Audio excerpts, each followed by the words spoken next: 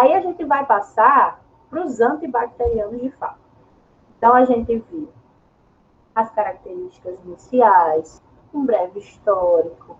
Vimos também a questão dos diferentes sufixos, de alguns serem naturais e outros serem sintéticos, de uns servirem para fungos, para vírus, para protozoários. Agora a gente vai ver, de fato, os antibacterianos e depois os mecanismos de resistência que as bactérias desenvolvem contra esses fármacos.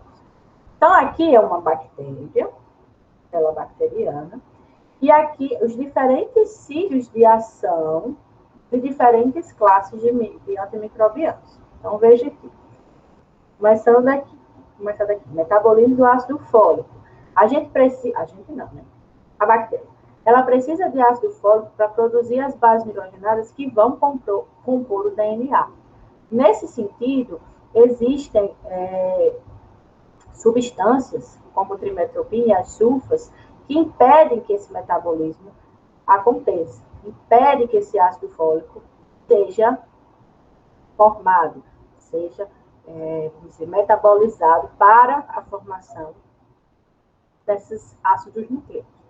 Outra forma é o impedimento da síntese da parede celular, que aí a gente tem as penicilinas clássicas, mas tem outras também, como a bacitracina, a vancomicina, as cefalosporinas, os carbapenêmicos, que são outras classes de antimicrobianos, mas todos têm o mesmo alvo, né, que é a parede celular no momento de sua síntese. As quinolonas, como a novobiocina e o ciprofloxacino, que é muito conhecido, né, por nós também, principalmente nós mulheres que temos infecção urinária aí com mais facilidade, eles agem no momento de replicação, de tradução, de transcrição, na verdade, onde a gente precisa abrir essa molécula de DNA. Lembra que quando essa molécula de DNA precisa ser aberta para poder haver a transcrição ou a replicação, existem enzimas que lateralmente vão desenovelando para quebrar essa tensão tão grande desse DNA que está sendo aberto. Essa enzima se chama DNA girase. Existem o grupo das topoisomerases. Então, esses fármacos, eles agem também aí, impedindo esse desenovelamento. E aí a célula não consegue nem replicar aquele DNA, não consegue transcrever, e aí não consegue se reproduzir, não consegue produzir as proteínas, e acaba influenciando aí na sobrevivência dessa célula. Existem aqueles que impedem a alongamento da fita de RNA mensageiro, aquelas que interferem na polimerase do RNA mensageiro, ou seja, a RNA polimerase não consegue formar novas moléculas de RNA, como a rifampina, e tem esses dois grupos aqui, ó, que estão relacionados ao impedimento da síntese proteica. Como eu falei no início, a síntese de proteínas é tudo para uma bactéria ou para qualquer célula. Então, quando a gente impede isso, a gente acaba deixando de produzir moléculas importantes e a célula entra em morte. Então, a gente tem a síntese de proteínas sendo inibida por causa de algum bloqueio na subunidade maior, 50S, do ribossomo, ou na subunidade menor, 30S. Também temos aqueles que interferem em nível de RNA transportador, que é aquele RNA que vai levar o aminoácido, que vai se juntar aqui com todo esse complexo ribossomo RNA mensageiro para formar uma nova proteína. Tem esses.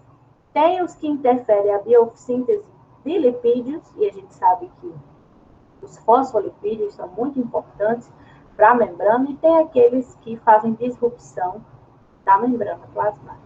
Então, percebam que existem vários tipos de alvos, os principais agentes antibacterianos. Hoje, nós vamos estudar alguns, tá, pessoal? Vamos estudar alguns, mas sempre tendo em vista de que cada um vai ter uma ação diferente, que cada um vai ter resultados diferentes dependendo do tipo de micro-organismo, certo? Então, vou mostrar para vocês algumas classes. A primeira classe que eu vou mostrar para vocês são as das penicilinas, um dos primeiros a serem descobertos. São fármacos conhecidos como beta-lactâmicos, porque possuem esse anel beta-lactâmico aqui. Tá vendo? Está sendo comum em todas essas versões da penicilina. Eles atuam impedindo a síntese da parede celular bacteriana e tem o efeito máximo, como eu falei para vocês na primeira aula, em bactérias no seu processo de divisão celular, tá? Por isso, são bactericidas, não são bacteriostáticos. E tem até um certo espectro interessante de ação. Age contra cocos gram-positivos, bacilos gram-positivos, cocos gram-negativos, bacilos anaeróbicos e alguns espiroquetas também. Nossa, a penicilina é maravilhosa.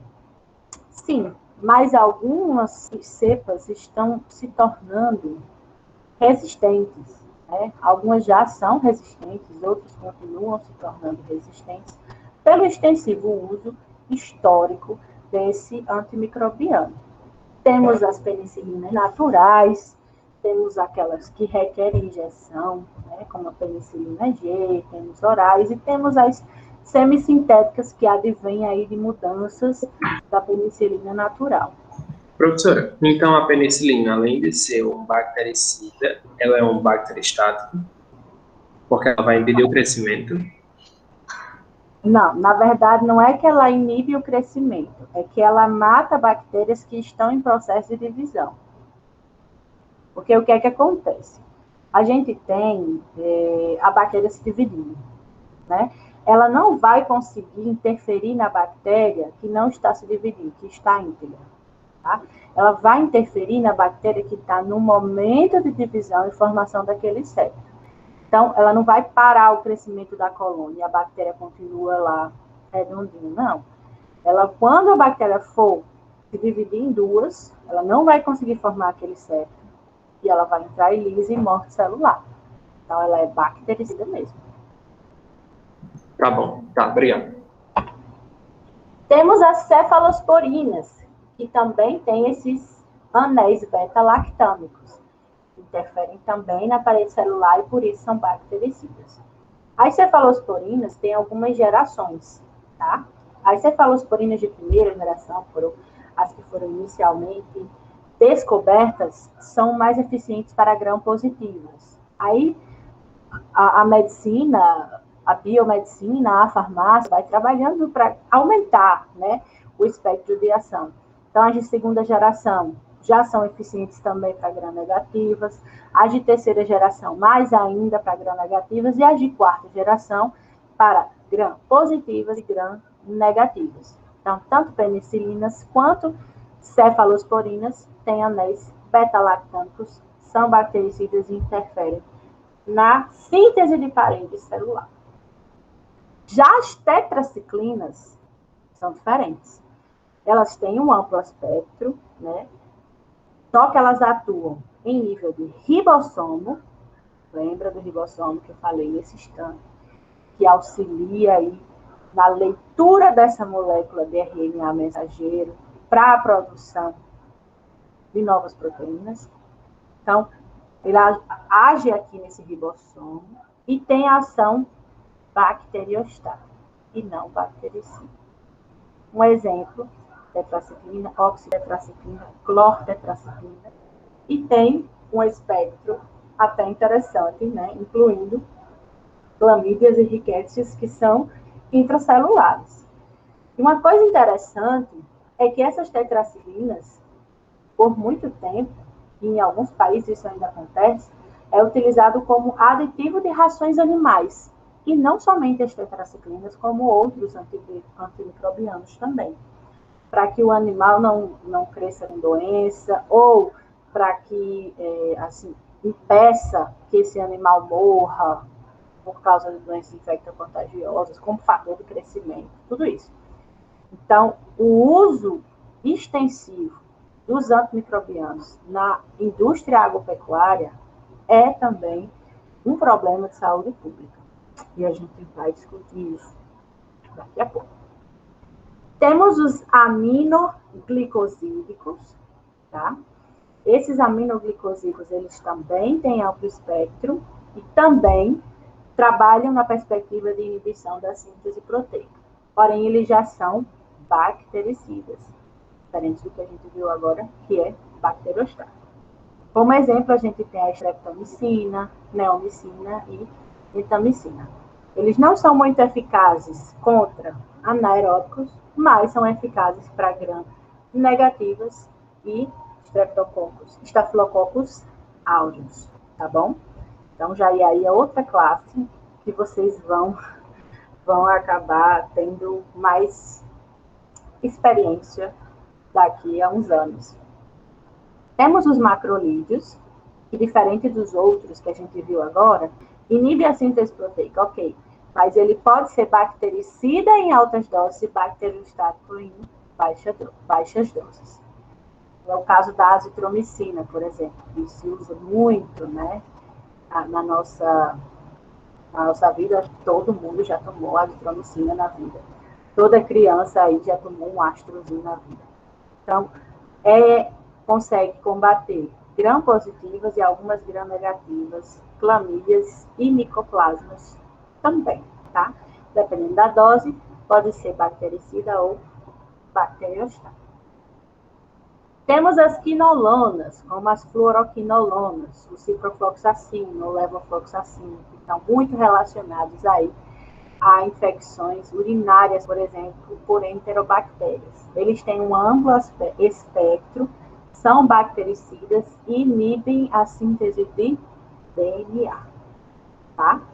Então, quando a gente tem uma infecção urinária, porque um micro-organismo que coloniza ali o nosso trato gastrointestinal, por algum motivo, acabou caindo lá nas nossas vias urinárias, por exemplo, a gente sempre vai recorrer ali ao médico e, normalmente, ele vai passar para a gente um ciprofloxacino para parar aí com esses sintomas chatos, né, da infecção urinária.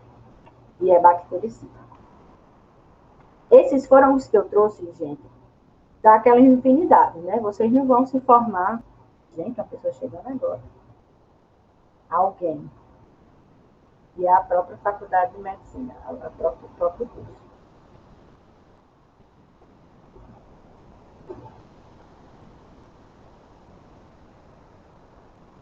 Só estava dando uma olhadinha aqui.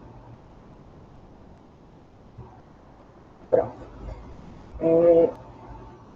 Eu trouxe algumas dessas classes, pessoal, mas é claro que vocês, quando forem ver terapêutica, eu acredito, 1 e 2, quando vocês forem estudar transversalmente toda a infectologia, vocês vão ver isso com muito mais detalhes, tá, pessoal? A gente traz isso mais para vocês se inteirarem do processo e saberem que existem, que vocês já precisam dessa maturidade, que já vocês vão estar em estágio e vocês precisam dessa maturidade.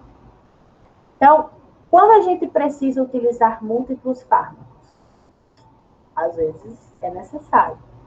Pode haver duas relações que podem ser benéficas ou não. Quando há o sinergismo, é quando o grau de morte dos micro-organismos é maior quando a gente tem mais de um fármaco sendo utilizado. Então, o sinergismo é bom. O sinergismo é positivo. Então, quando a gente utiliza diferentes antimicrobianos que juntos fazem a força, né? A união faz a força. Esse é o processo sinergismo. Só que, às vezes, a gente utiliza diferentes fármacos que acabam tendo uma relação antagônica.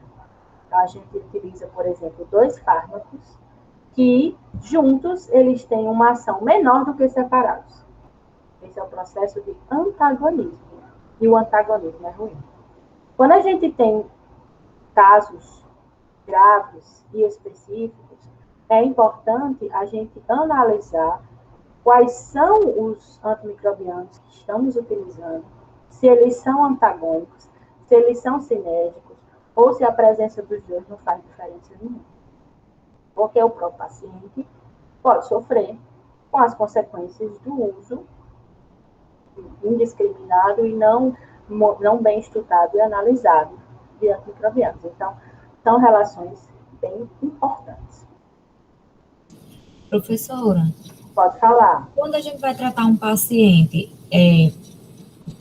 os exames dizem se a bactéria é gram-negativa, se é gram-positiva, se é essa aureus, para a gente poder saber qual é o antibiótico que vai usar, né?